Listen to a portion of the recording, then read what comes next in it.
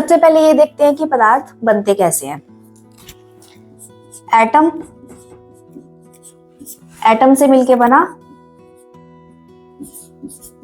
Molecule, और molecule से मिलके क्या बनते हैं, मैटर यानी कि पदार्थ। परमाणु, परमाणु से मिलके क्या बना, अणु, और अणु से मिलकर के क्या बने हैं, पदार्थ। ठीक है।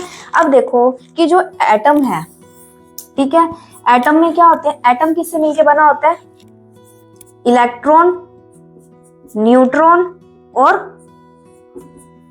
प्रोटॉन।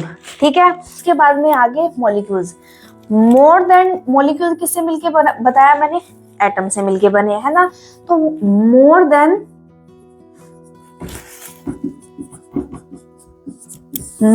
टू और टू, या तो टू या फिर इससे ज्यादा मिल करके क्या बनाते हैं, एटम। वो जो एटम है, जो परमाणु है, वो सेम भी हो सकते हैं, वो डिफरेंट भी हो सकते हैं। जैसे कि हाइड्रोजन, हाइड्रोजन ये कैसे हैं, सेम है।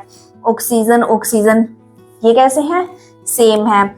अच्छा, डिफरेंट कैसे हुए, HOH water, H2O, NaCl salt, ये कैसे हैं, अलग अलग मॉलिक्यूल्स है।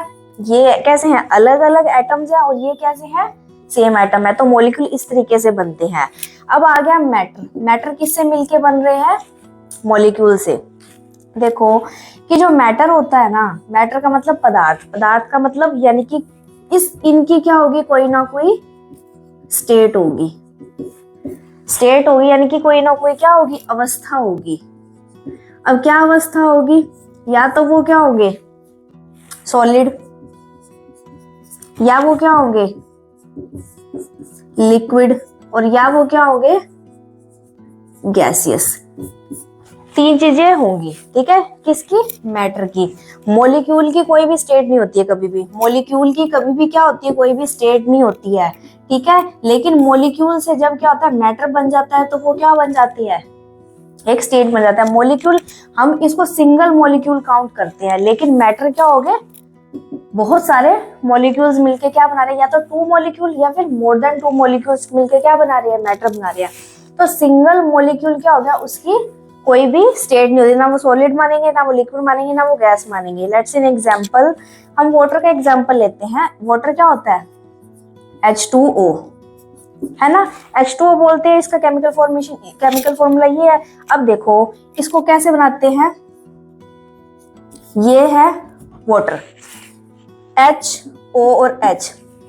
इस फॉर्मेशन के अंदर ये है एक सिंगल मॉलिक्यूल, एक सिंगल मॉलिक्यूल है ये, जिसमें क्या है, तीन एटम है, एक दो हाइड्रोजन के मॉलिक्यूल और एक ऑक्सीजन का मॉलिक्यूल मिलकर क्या बना रहे हैं, ये मॉलिक्यूल मिलके क्या बना रहे हैं, ये मॉलिक्यूल।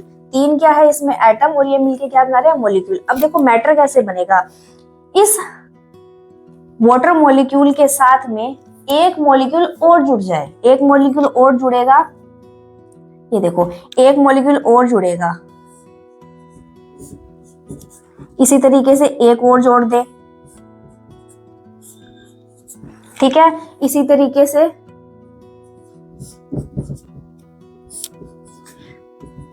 और जोड़ते जाएं, तो ये क्या बन गई, एक चेन बन गई। यानी कि अगर इस स्ट्रक्चर को देखें तो इसमें कितने मॉलिक्यूल है, देखो 1 2 3 4 5, यानी कि ये 5 मॉलिक्यूल से मिलकर के एक क्या बना है, मैटर बना है। तो इसकी कोई ना कोई स्टेट होगी। इस सिंगल मॉलिक्यूल को देखिए, इसकी कोई भी स्टेट नहीं होगी, बट ये पूरा एक कॉम्प्लेक्स स्ट्रक्चर बन गई, इसकी कोई ना कोई स्टेट होगी, या तो वो सॉलिड होगा, लिक्विड होगा, गैस होगा। अब ये कैसे पता चलेगा कि ये सॉलिड है, ये लिक्विड है, ये गैस है। जो ये दो मॉलिक्यूल्स है ना, ये दो मॉलिक्यूल्स, कोई भी दो मॉलिक्यूल, चाहे ये दो ले लो, चाहे ये दो ले लो, इनकी आपस में ये जो बीच की जो लेंथ है ना, इस पर डिपेंड करेगा इसकी लेंथ कितनी है, कम है, ज्यादा है। कम होगी तो वो क्या होंगे, कॉम्पैक्ट फॉर्मेशन के अंदर होंगे, और ज्यादा होगी तो वो दूर होंगे, है ना। तो दूर होंगे तो क्या होगा, सबसे ज्यादा दूरी क्या होती है, गैसियस फॉर्मेशन के अंदर होती है। गैसीय अवस्था जो होती है, गैस स्टेट जो होती है, उसके अंदर दो मॉलिक्यूल्स के बीच की दूरी सबसे ज्यादा होती है। तो इसीलिए वो इसीलिए क्या होगी, दो मॉलिक्यूल के बीच की जो लेंथ होगी उसकी हमेशा ज्यादा ही मिलेगी। तो इनकी दो मॉलिक्यूल के बीच की लेंथ पर डिपेंड करती है मैटर की स्टेट कौन सी है।